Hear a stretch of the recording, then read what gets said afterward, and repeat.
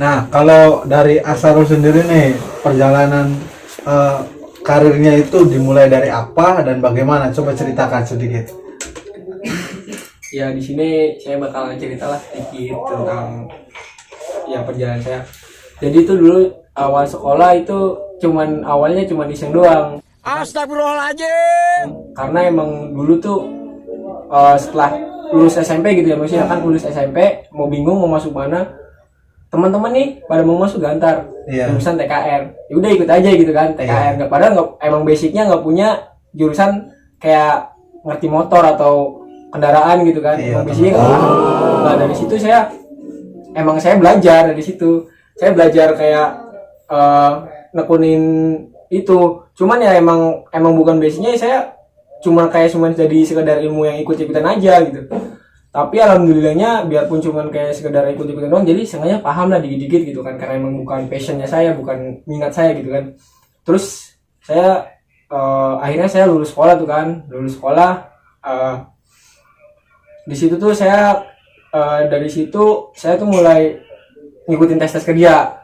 Nah setelah tes kerja dan ada tuh perusahaan kayak AHM contohnya kan, itu tuh impian banget buat semua orang bocah-bocah sekolah zaman dulu lah kan, sangat besar. Di situ saya ikut tes, gagal. Di situ emang maksudnya emang nggak punya pengalaman apa-apa, teman-teman pada lolos, nggak teman-teman lolos, sedih juga gitu kan. Terus akhirnya ikut tes kerja lagi, ngajakin temen. Emang karena emang ada loker nih di Bekasi waktu itu, di Bekasi ada loker nih, ngajakin temen nih, kita tes bareng, yang lolos temen, kita aja gagal, saya sendiri gitu kan, gagal. Sedih juga gitu, maksudnya ngajak-ngajak, akhirnya dia yang lolos emang karena bukan milik juga. Nah dari situ tuh saya ikut tes kerja terus, akhirnya gagal terus juga. Sampai pada akhirnya saya punya sahabat gitu kan, punya sahabat kayak CS banget. Terus dia tuh kayak kita tuh curhat bareng gitu, 4 mata. Akhirnya dia ngasih tahu kayak gini, coba deh kamu lihat ke belakang dulu, apa kesalahan kamu atau apa yang udah kamu pernah lakuin gitu kan, sampai kamu dipersulit gitu, nggak dipermudah sama Allah gitu kan. Sampai ini nih ngeluar konteks dari itu tadi kan, jurusan tadi. Akhirnya saya ini mikir ke sini gitu, apa yang salah saya? Di situ saya belum mikir gitu. Sampai teman saya bilang kalau misalkan saya ini kayak misalkan apa ya? Maksudnya kayak ada pernah kata-kata kasar lah gitu sama orang tua, berani lah gitu sama orang tua, ngelawan gitu kan. Teman saya ini tahu yang bisa menilai saya, dia ngasih tahu ke saya gitu, sampai akhirnya saya diem. Dari situ saya mikir, oh iya, saya juga dulu kayak gini, maksudnya saya pernah kayak gini. Akhirnya dari situ saya minta maaf, langsung pulang nangis minta maaf. Dan akhirnya dari minta maaf itu banyak banget curahan hati yang dikasih tahu kan ke orang tua. Kalau misalnya saya tuh nyari kerja susah, saya minta maaf ke orang tua kalau misalkan saya emang punya salah, tolong dimaafin. Akhirnya ya kita nangis bareng-bareng di situ kan, sedih lah pokoknya. Kayak lebaran ya bro. Terus pada akhirnya udahlah gitu, saya udah lupain hari itu, saya udah berubah jadi saya lebih baik lagi sama orang tua. Akhirnya saya ikut tes kerja, dan hari tes kerja itu saya nggak tahu kenapa emang itu hari itu emang benar-benar milik saya banget gitu. Dan dari situ saya bisa lolos sampai tahap kerja gitu. Akhirnya saya mikir gitu, buat teman-teman juga nih, kadang kalau misalkan teman-teman emang dipersusah atau belum dimudahin sama Allah gitu kan, itu kadang dari diri kita juga sendiri sih dapatnya. Kayak misalkan kita ada kesalahan apa nih, atau kita misalkan oh kita sholatnya masih bolong-bolong nih, atau gitu-gitu kan, contohnya.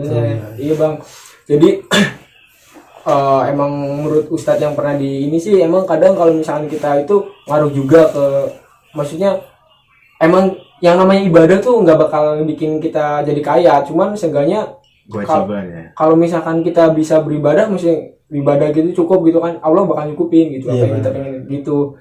Ya gitu aja sih sebenarnya sih. Jadi intinya mah teman-teman kalau misalkan punya salah atau ada kesalahan nih apa nih, pokoknya kalau misalkan itu lebih baik minta maaf dulu atau dirubah lah supaya kedepannya jadi mudah gitu. Dari aku sendiri sih gitu. Iya.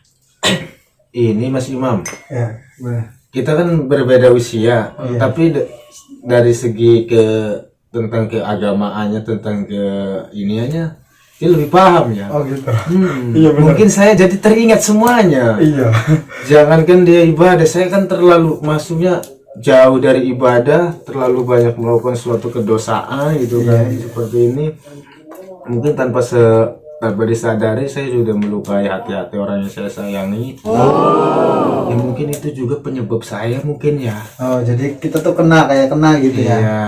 Jadi tanpa sepengetahuan orang tua kita juga gitu bisa mengakibatkan mereka terluka. Seperti halnya kan, seperti kasarnya ini mah jangan kotornya lah, maksudnya dari segi ke modelnya ke hal-hal yang konyolnya, ibaratkan ya kan. Orang tua nggak tahu di rumah ya kan, kita di luar misalkan main di mabok-mabokan apa, sedangkan orang tua kan nggak tahu. Ya kan? Iya, nggak tahu. Karena padahal kita emang sama orang tua kita terlalu maksudnya menutup-nutupi diri. Benar. Itu kan suatu istilahnya dosa tanpa sepengetahuan orang tua, tapi itu menimbulkan hal yang fatal gitu kan. Apalagi selebihnya itu. Ya kan? Mungkin karena itu ya. Jadi bukan karena kita terlalu istilah banyak dosa seperti kita pernah ngebentak orang tua, namanya masih usia labil ya. Iya. Namanya emosi, namanya orang lagi capek, lagi yang namanya capek kan orang tua aja kan. Benar. Di masa remaja juga kan capek pikiran atau mungkin ya ada kebiasaan juga, mungkin itu kali ya. Iya. Ya, minum dulu. Aus Bos.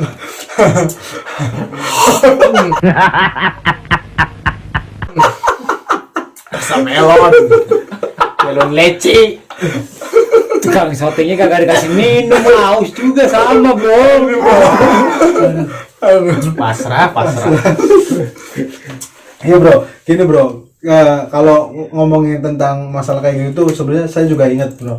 Jadi kalau ada seseorang yang ngomong kalau hidup itu emang kita tuh nggak boleh banget seenaknya jidat sendiri gitu. Kayak sekalipun itu orang itu tuh terlihat rendah, sekalipun itu tuh orang terlihat kurang fashionnya kurang dan lain sebagainya, kita tuh nggak boleh ngerendahin. Karena ya rintihannya dia, walaupun itu dalam hati, mereka itu doanya semuanya bisa nembus langit lah, ibarat istilah katanya mah ya kan. Nah itu tuh bisa ngebalikin apa yang tadinya kita di atas, jadi tiba-tiba aja kita tuh turun di bawah. Lu ngasih kebaikan sama seseorang, itu mungkin 10 orang yang dengar, atau mungkin bahkan cuma dia doang yang dengar. Tapi kalau lu ngasih keburukan atau sesuatu yang tidak enak pada satu orang, itu akan lebih dari 10 bahkan 1000 orang yang dengar keburukan kamu. Ya kan? Udahlah, jangan sedih-sedih dulu lah, kita happy dulu. Aus dulu. Belum lanjut coy. Rasa apa ini? melon leci. Nah,